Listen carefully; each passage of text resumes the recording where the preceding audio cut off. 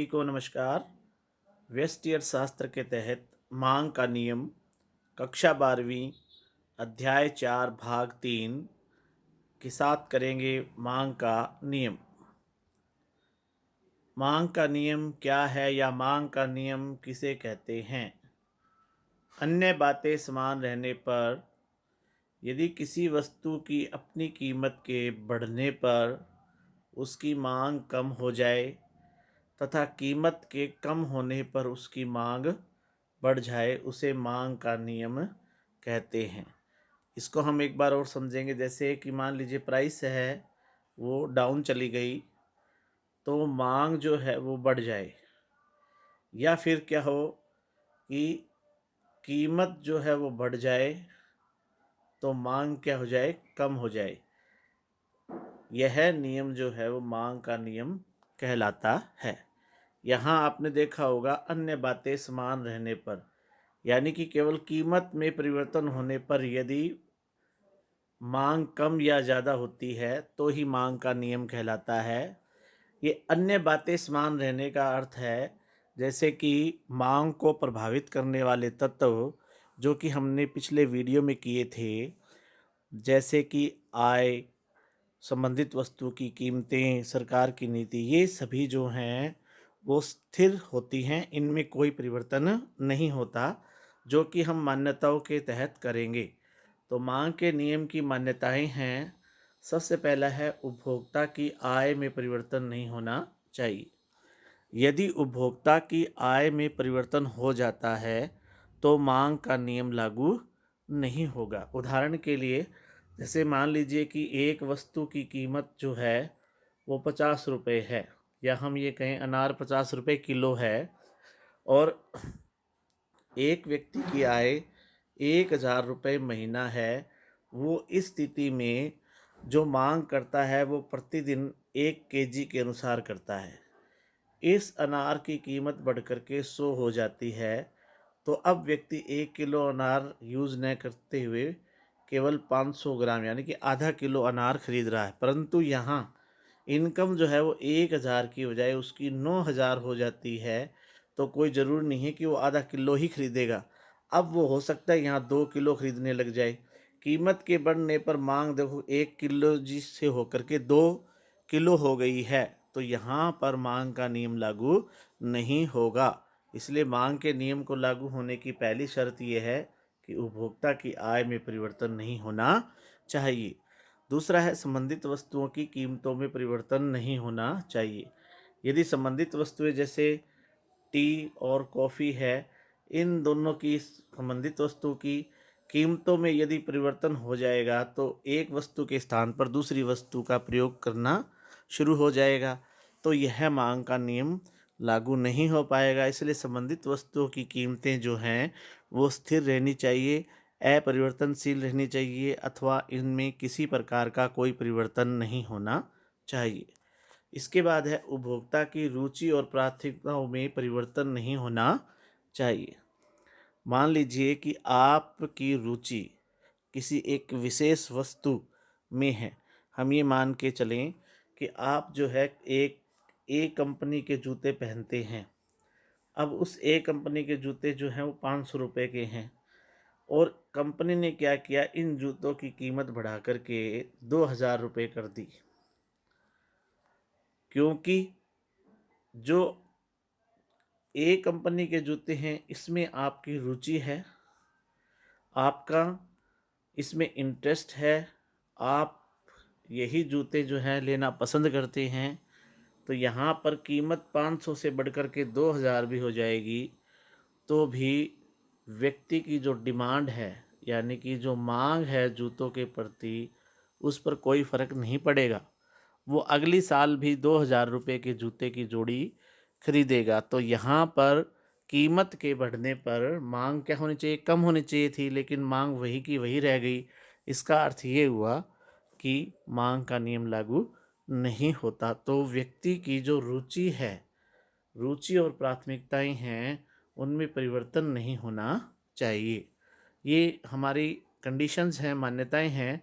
अगर ये मान्यताएं नहीं लागू होती, जैसे रुचि और प्राथमिकताओं में अंतर होता है या इनमें परिवर्तन आ जाता है तो फिर मांग का नियम लागू नहीं होता।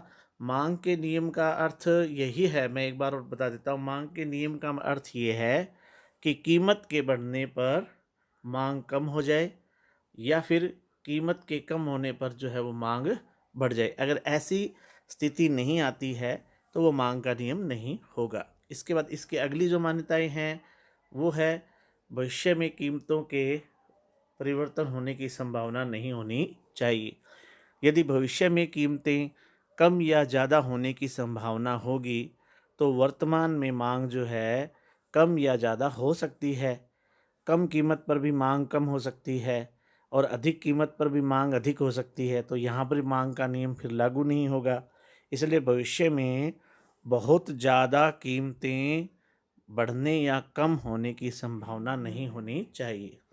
इसके बाद सरकार की नीति में कोई परिवर्तन नहीं होना चाहिए। सरकार की जो वर्तमान नीति है उसमें किसी प्रकार का बदलाव नहीं होना चाहिए। सरकार की नीति में यदि बदलाव आ जाता है तो हो सकता है जिस वस्तु की कीमत कम होने पर हम उसकी मांग ज़्यादा करें, ज़रूरी नहीं है कीमत के कम होने पर हम उसकी मांग भी कम कर सकते हैं। इसलिए सरकार की जो नीति है उसमें कोई ज़्यादा परिवर्तन नहीं होना चाहिए। इसके बाद हम करते हैं मांग के नियम की व्याख्या।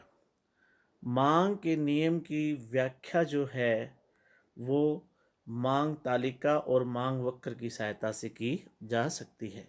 मांग तालिका तथा मांग वक्र, इसका अध्ययन हम पहले कर चुके हैं कि मांग तालिका क्या होती है। फिर भी मैं एक बार पुनः बताता हूँ। मांग तालिका जिसमें यह होता है कि विभिन्न कीमतों पर मांगी गई विभिन्न मात्रा के संबंध को प्रकट करने वाली तालिका को मांग तालिका कहते हैं। तो जैसे कि मांग तालिका एक से स्पष्ट होता है कि जब कीमत 5 है तो मांग 100 है और कीमत जब 4 है तो मांग बढ़ कर के 200 हो जाती है। जैसे जैसे कीमत कम होती जा रही है मांग जो है वो बढ़ती जा रही है। अथवा हम यहाँ से इस तरीके से लें कि कीमत 1 है तो मांग 500, कीमत 2 है तो 400, कीमत 3 है तो 300। यानी कि जैसे जैसे कीमत बढ़ती जा रही है मांग भी जो है वो कम होती जा रही है। तो यहाँ पर मांग और कीमत में विपरीत संबंध पाया जाता है। क्या पाया जाता है? विपरीत संबंध, या इसको हम कहेंगे ऋणात्मक संबंध। तो मांग और कीमत में ऋणात्मक संबंध पाया जाता है। मांग और कीमत, जैसे कि कीमत अगर कम होगी तो मांग बढ़ेगी, कीमत अगर कम होगी तो मांग बढ़ेगी, कीमत यदि बढ़ेगी तो मांग कम हो जाएगी। दोनों एक दूसरे के विपरीत दिशा में काम कर रहे हैं। इसके बाद मांग तालिका को रेखा चित्र के द्वारा से स्पष्ट किया जा सकता है। जैसे कि यहाँ पर दिया गया है आपके सामने। यहाँ पर ओ वाई पर प्राइस लिया गया है और ओ एक्स पर डिमांड को दर्शाया गया है। जैसे कि कीमत अगर हमारी 5 है तो उस समय हम 100 की मांग कर रहे हैं। कीमत कम होकर के अगर 4 हो जाती है तो उस स्थिति के अंदर हम मांग जो है वो 200 कर रहे हैं।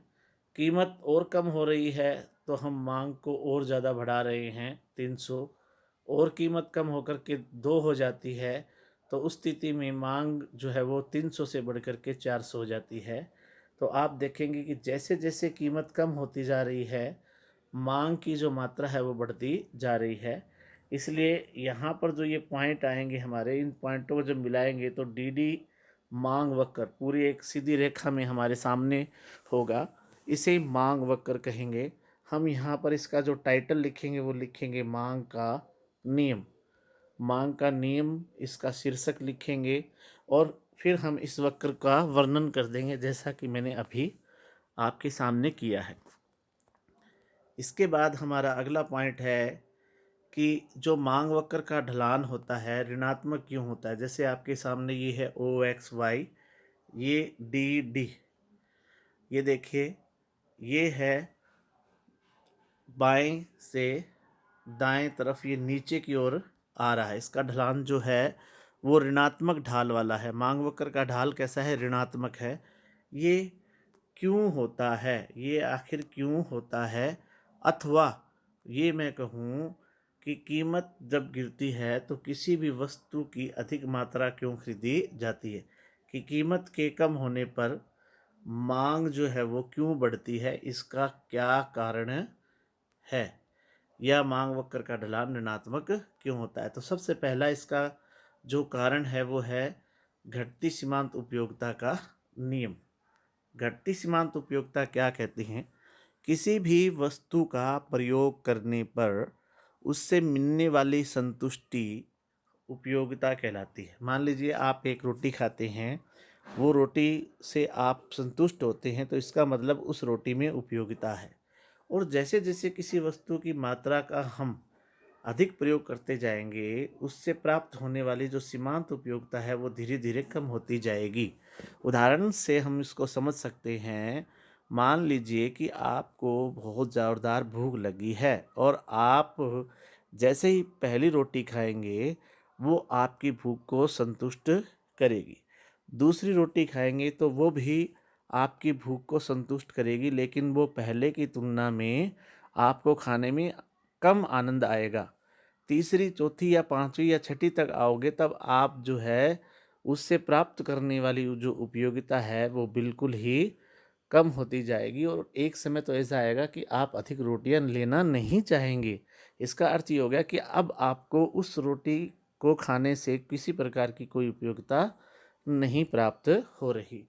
तो यहाँ पर हम देखेंगे कि घटती सीमांत उपयोगिता के नियम के कारण कीमत के कम होने पर मांग जो है वो अधिक क्यों होती है? इसका क्या कारण है?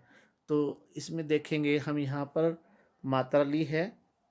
जैसे ही पहली मात्रा का प्रयोग करते, पहली मात्रा से 20 उपयोगिता हमें प्राप्त होती है। मान लीजिए कीमत 15 है और सीमांत उपयोगिता जो कीमत दे रखी है यही मुद्रा की सीमांत उपयोगिता भी हम मान लेते हैं। तो यहाँ पर हमें लाभ कितना हो रहा है? 5 का लाभ हो रहा है। और जैसे ही दूसरी इकाई खरीदेंगे तो उससे मिलने वाली उपयोगिता 15 है और हमारा जो कीमत है या मुद्रा की सीमांत उपयोगिता है वो भी 15 है। तो यहाँ पर आप देखेंगे लाभ क्या हो रहा है? शून्य। यानी कि हम 15 का कीमत के रूप में त्याग कर रहे हैं और 15 ही हमें सीमांत उपयोगिता मिल रही है। इसलिए कीमत 2 पर जो है वो मांग जो होगी हमारी वो कीमत 15 पर हमारी जो मांग है वो 2 वस्तुओं की होगी। अब मान लीजिए जो प्राइस हमारे पास 15 है ये 10 हो जाता है। अब जब 10 हो जाएगा तो अब आप ये देख सकते हैं कि यहाँ पर मान लीजिए कीमत 10 है, तो अब हम तीसरी इकाई और ख़रीद सकते हैं, क्योंकि तीसरी इकाई को खरीदने से हमें सीमांत उपयोगिता 10 मिल रही है और कीमत भी हमें 10 ही देनी पड़ रही है। इसलिए कीमत के कम होने से, यहाँ कीमत क्या है 15 से क्या हुई 10 हुई, तो 2 से हम तीसरी इकाई और ख़रीदने लगे।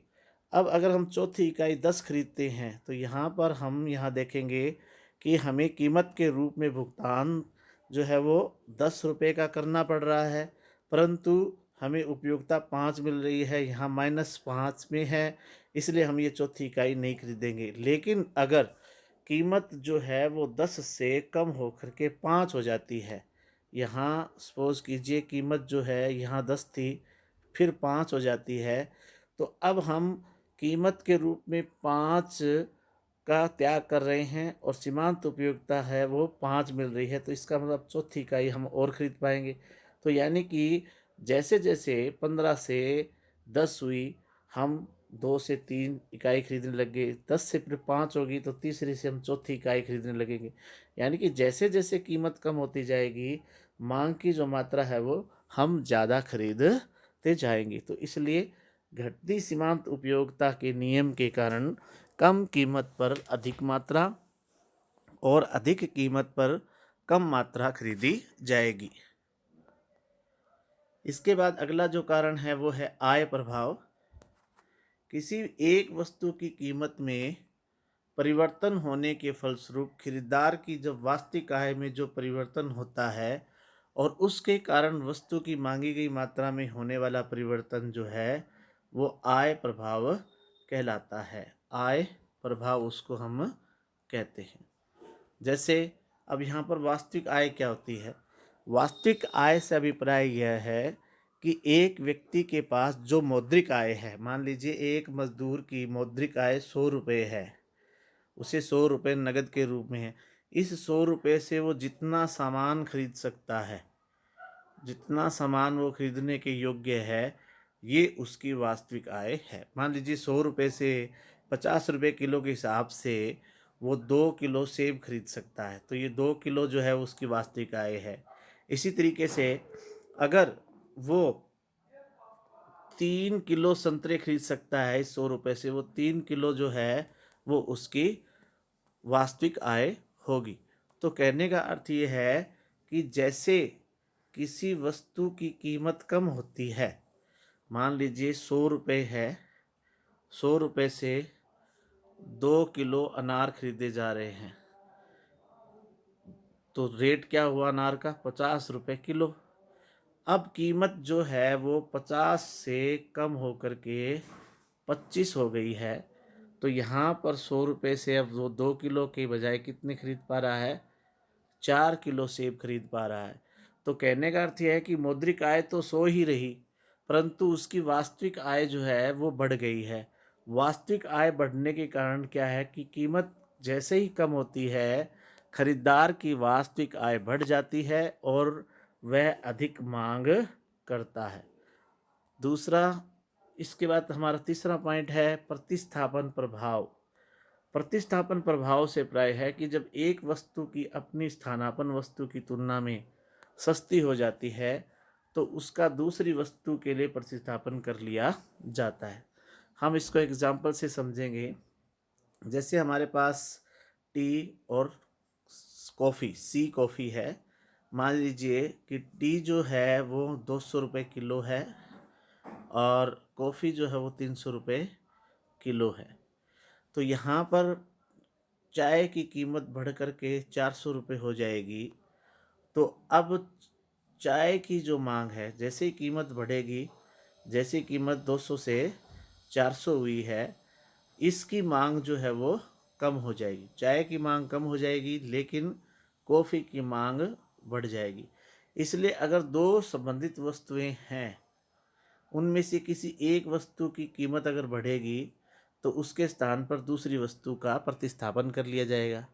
यही कारण है कि किसी एक वस्तु की कीमत के बढ़ने पर, एक वस्तु कीमत के बढ़ने पर उस वस्तु की मांग कम हो जाएगी, जबकि उसकी स्थानापन्न वस्तु की मांग जो है वो बढ़ जाएगी। प्रतिस्थापन वस्तुओं के कारण, यानी कि हम इसको इस प्रकार से लिखेंगे, यदि दो प्रतिस्थापन वस्तुएं हैं और उनमें से किसी एक वस्तु की कीमत बढ़ जाएगी, तो उसके बदले में जो प्रतिस्थापन वस्तु है उसकी मांग जो है वो अधिक की जाएगी, और जिस वस्तु की कीमत अधिक हुई है उसकी मांग कम हो जाएगी। और मांग का नियम यही है कि कीमत के कम होने पर मांग अधिक हो जाए या कीमत के अधिक होने पर मांग कम हो जाए। इसके बाद है उपभोक्ता समूह का आकार, कि कीमत के कम होने पर मांग अधिक हो जाती है। इसका क्या कारण है? जैसे कि उपभोक्ता समूह का आकार, सपोज करें कि कीमत कम हो जाए। जैसे मान लीजिए अनार 100 रुपये किलो है और अनार जो है वो 50 रुपये किलो हो जाएंगे, तो ये ज़्यादा खरीदे जाएंगे। अनार की जो मांग है वो प्राइस कम होने पर उनकी डिमांड बढ़ जाएगी। क्यों बढ़ जाएगी? क्योंकि जब 100 रुपये किलो थे तो ए, बी, सी और डी, ये चार व्यक्ति इस अनार को खरीदने के योग्य नहीं थे। लेकिन जैसे ही कीमत 50 रुपये किलो हुई, इनकी मौद्रिक आय, इनकी आय से अब ये 50 रुपये किलो के हिसाब से कुछ अनार जो खरीदने लगे। अनार खरीदने लगे यानी कि कीमत के कम होने पर मांग क्या हो गई? ज़्यादा बढ़ गई। तो कीमत के कम होने पर नए उपभोक्ता उस वस्तु को खरीदना शुरू कर देते हैं जो पहले वो खरीद नहीं रहे होते, यानी कि उनकी आय के अनुसार वो उनकी रेंज में नहीं थे। और जैसे ही कीमत बढ़ जाती है तो मांग कम हो जाती है। क्यों? क्योंकि जैसे ही मान लीजिए 50 रुपये किलो से अनार वापस 100 किलो हो जाएंगे, तो ये ABCD है, ये पुनः इस अनार को खरीदना बंद कर देंगे। तो कीमत के बढ़ने पर कुछ उपभोक्ता जो पहले उस सामान को खरीद रहे थे वो खरीदना बंद कर देंगे। तो कीमत के कम होने पर मांग बढ़ जाएगी, कीमत के जो है वो बढ़ने पर मांग कम हो जाएगी। इसके बाद हमारा है विभिन्न उपयोग। किसी वस्तु के विभिन्न उपयोग होते हैं। जैसे चना है, चना खाने के लिए भी प्रयोग किया जाता है, पशुओं को देने के लिए भी प्रयोग किया जाता है। अगर चने की कीमत कम है तो इस चने के जितने विभिन्न उपयोग हैं उनका हम करेंगे। यानी कि हम खाने में भी इसका प्रयोग करेंगे, पशुओं को चारे में देने के लिए भी इसका प्रयोग करेंगे। लेकिन जैसे ही इसकी कीमत बढ़ जाती है, मान लीजिए चना जो है 50 रुपये किलो है और उसकी कीमत बढ़ कर के अचानक से 150 रुपये किलो हो जाती है, तो फिर क्या है, चना केवल जो है मनुष्य अपने खाने के लिए प्रयोग करेगा, पशुओं के आहार में चने की मात्रा जो है वो कम कर दी जाएगी। अर्थात ये होगा कि कीमत के कम होने पर यदि किसी वस्तु के विभिन्न उपयोग है तो उसके अधिक से अधिक विभिन्न उपयोगों में उसका प्रयोग करेंगे, और जैसे ही उसकी कीमत बढ़ जाती है तो विभिन्न उपयोग वाली वस्तु का केवल महत्वपूर्ण क्षेत्रों में ही उसका प्रयोग किया जाएगा। इसलिए कीमत के कम होने पर मांग बढ़ जाती है और कीमत के अधिक होने पर मांग जो है वो कम हो जाती है। इसके बाद हमारा मांग के नियम के अपवाद क्या हैं। मांग के नियम का अपवाद, अपवाद शब्द का मतलब ये होता है जो सामान्य नियमों से अलग है, हट कर के है, उसे अपवाद कहते हैं। जैसे मांग के नियम का अपवाद का अर्थ ये हुआ कि मांग का नियम लागू कहाँ नहीं होता। जहाँ पर मांग का नियम लागू नहीं होता वो मांग के नियम के अपवाद है, जिसका अर्थ ये है कि कीमत के बढ़ने पर वस्तु की मांग जो है वो कम हो जाए, और कीमत के मांग के नियम का अपवाद का है कम होने पर मांग जो है वो कम हो जाए। कीमत के बढ़ने पर मांग, यहाँ पर हम ये लिखेंगे, कीमत के बढ़ने पर मांग जो है वो बढ़ जाए, और कीमत के कम होने पर मांग कम हो जाए। यानी कि कीमत अगर बढ़ेगी तो मांग भी बढ़ जाए, कीमत भी मांग कम कीमत के कम हो जाए तो मांग भी कम हो जाए। यानी कि इनमें धनात्मक संबंध पाया जाता है। जब कीमत, जब प्राइस और डिमांड इन दोनों में धनात्मक संबंध पाया जाए तो उसे मांग के नियम के अपवाद कहते हैं। वो कौन कौन सी ऐसी वस्तुएं हैं जिन पर ये लागू नहीं होता। सबसे पहला है प्रतिष्ठा सूचक वस्तुएं। प्रतिष्ठा सूचक वस्तुएं जो होती हैं वो किसी व्यक्ति की प्रतिष्ठा और शान से संबंधित होती है, क्योंकि इस प्रकार की वस्तुएं घर में रखना वो एक उच्च स्टेटस, एक उच्च स्तर को दर्शाती है। जैसे बहुत बड़े बड़े महंगे कालीन जो होते हैं घरों में, उनकी जितनी ज़्यादा कीमत होती है उनकी अधिक मांग की जाती है। जैसे कश्मीर में बनने वाले बहुत ही आलीशान और महंगे जो कालीन होते हैं उन्हें बहुत अधिक अमीर लोग खरीद पाते हैं, वो क्योंकि उनकी प्रतिष्ठा सूचक है। इसी तरीके से बहुत बड़े हीरे जवाहरात जो है, गहने हैं, उन्हें खरीदना, इनकी जितनी ज़्यादा कीमत होगी लोग जो हैं इनको अधिक खरीदना चाहेंगे। तो प्रतिष्ठा सूचक वस्तुओं में क्या होता है, जैसे मान लीजिए कीमत है वो, एक एग्जांपल से है ले रहा हूँ मैं, 100 है, तो उस समय क्वांटिटी क्या है हमारी, मान लीजिए 200 है। कीमत बढ़कर के 150 होती है तो क्वांटिटी बढ़कर के 300 हो जाती है।